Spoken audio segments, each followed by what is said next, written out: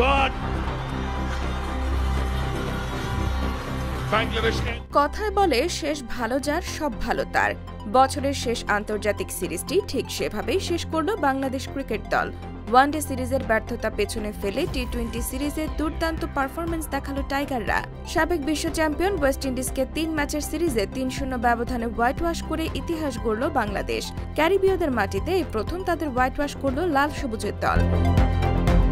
শেষ ম্যাচে Saint ভিনসেন্টের toss জিতে ব্যাট করতে নেমে বাংলাদেশ নির্ধারিত ২০ ওভারে ৭ উইকেট হারিয়ে ১৮৯ রানের বড় সংগ্রহ করে।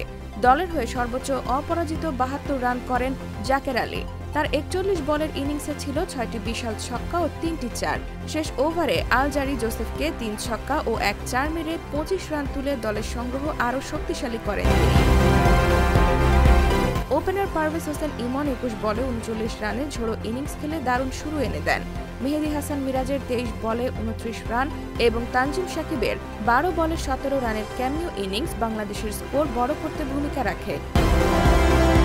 জবাবে ব্যাট করতে নেমে ১৯০ রানের লক্ষ্য তাড়া করতে গিয়ে ১৬.৪ ওভারে মাত্র ১০৯ রানে গুটিয়ে যায় ওয়েস্ট ইন্ডিজ।